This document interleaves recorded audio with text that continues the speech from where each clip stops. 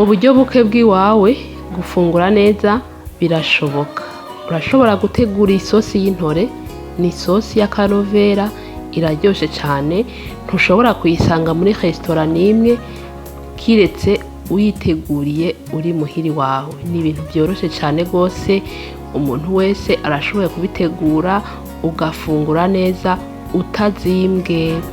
Kandi uhejeje uca ukora subscribe kuri Dusorening TV ukaza urafungura neza utazimbwe.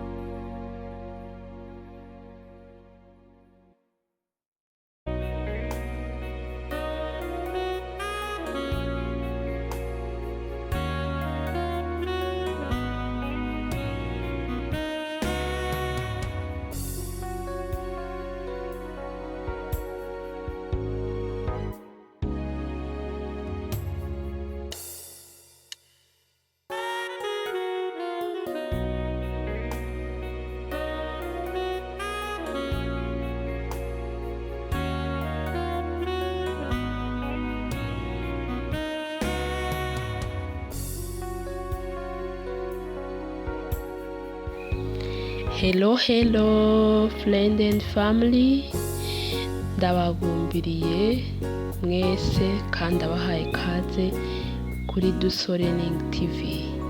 Muraho, murakomeye, mumeze neza? Jewe ndashima Imana. Nkuko mumaze kumenyera kuri Dusorening TV turateka tugacopora, nico gituma ngumbiriye cyane rwose umuntu ari mu gikoni, aho muri mu bikoni bitandukanye, abari mu bikoni byo mu nzu, abari mu bikoni byo hanze, abari mu gikoni nk'iki kiwanje, abari mu gikoni ca ruguru, mwese ndabahaye kaze. Mwiyumve ko muri muhira kuri Dusorening TV, ni channel yanyu. Kandi nkuko mumaze kubimenyera, mission ya Dusorening TV ni gufungura neza kandi tutazimbwe. Mu buryo buke bw'iwawe gufungura neza birashoboka. Hama ntabarandiriye rwose, uyu munsi tugomba duteke isosi iri simple yoroshe. Ngira murabona ibintu dukeneye kugira ngo duteke aka gasosi k'akanovera kameze neza cyane rwose. Ushobora gufungura ku bugari cyangwa ugafungura ku muceri. Turakeneye intore, karoti, turakeneye tomati zibiri, poivro, tungurusumu, igitunguru cya rouge hamwe n'ivyema. Ibi ni ivyema biri muri aka gasahani hamwe n'agapiripiri. Urumva ibi nivyo dukeneye kugira ngo dukore aka gasosi kameze neza. Ngira ngo murabona ko ata bintu bizimvye vya hatari twakoresheje mu gukora aka gasosi. Intore namaze kuzikatagura, ngira murabibona, kugira ngo tuganye umwanya menshi shira nce nkatagura na karoti.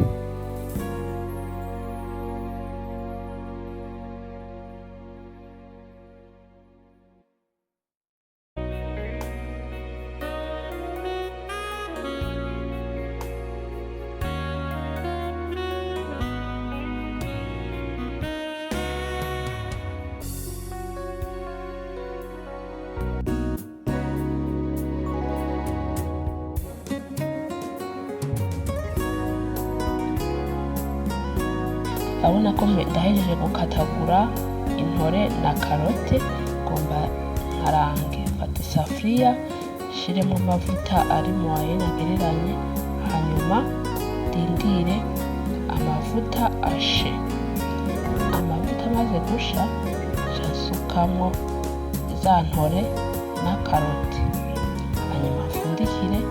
Mu kurindira ko bisha, ko ndahindukiza ngo mpambe ndakatagura ibindi birungo dukeneye kugira ngo tubanaye dukora aka gasosi karyohe.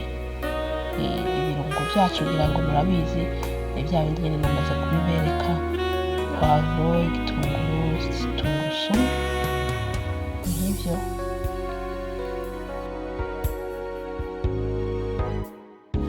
Mugabo tutarashika kure, nagomba ndabasabe umuntu namba ari irya mbere ubonye video yacu, akaba ari irya mbere ubonye YouTube channel Dusore TV, canke ukaba warayibonye mugabo ukaba utarakora subscribe, ukaba utarakora s'abone kuri iyi YouTube channel, ndagusavye ubikore ubu nyene, uzobukoze kandi uhejeje gukora subscribe, ukabona ukunze ibi biganiro vyacu, ugire like kuri iyi video, hanyuma ugire share ku bagenzi canke partage, hanyuma uce uduha na commentaire. Hama namba wifuza gushigikira Dusore TV, uzoza uraraba video uyiheze, basi bikunaniye kuyiheza uzoce uraba basi iminota 10.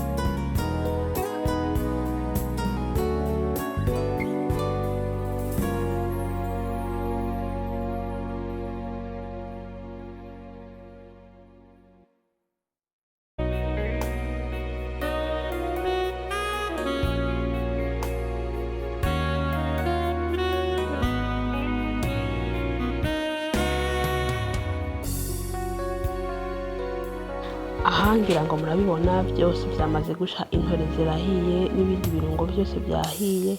Ngomba nshiremwo vya vyema,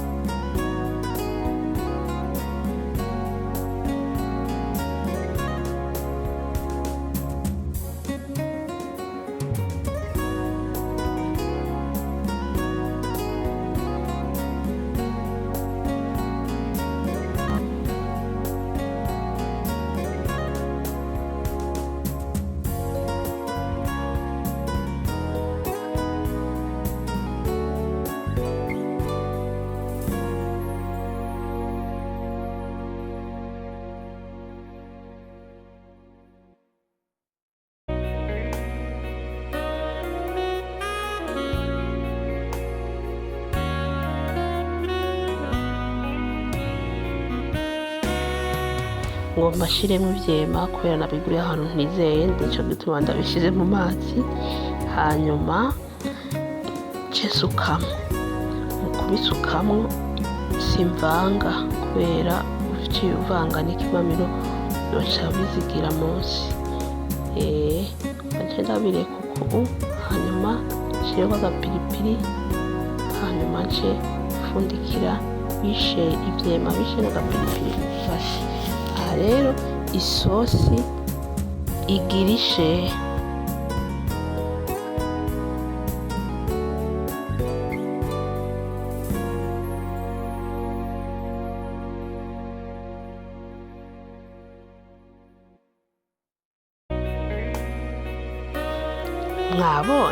Mwabonye agapiripiri burya numvise kamota cane kugahava kamenekera nco ndagakuramo. Mugabo murabona ivyema vyahiye, isosi yahiye, murabona ko ari ibintu bimeze neza kandi birasa neza, biraryoshe, na gu ni sawa. Raba rero nashize kw'isahani, murabona ko ibintu nakoresheje ni ibintu vyoroshe kuronka. Intore zirazimbutse, karote zirazimbutse, tomati nuko. Ibirungo nakoresheje ni bya bindi nyene bitazimvye, ariko ugafungura neza aka gasosi. Ufise ubugari karagenda kabisa, ufise umuceri usukako usanga ari uburyohe cane. Ndashimiye umuntu wese yihanganye akaraba video, akihanganira n'uru rujwi rwanje rwaye gripe, ugashikana video ngaha. Imana iguhezagire cyane gose, umuntu w'akamaro kuri Dusore TV. Ndakumenyesha ko tugukunda cyane gose. Murabona ko dutetse agasosi koroshe kandi karyoshe, ushobora kugaburira abantu bakaryoherwa cyane. Hanyuma tuzosubira kuri video zikurikira. Hariho ibindi vyiza vyinshi kuri Dusore TV. Mubandanye mudushigikira na subscribe, like, share, comment.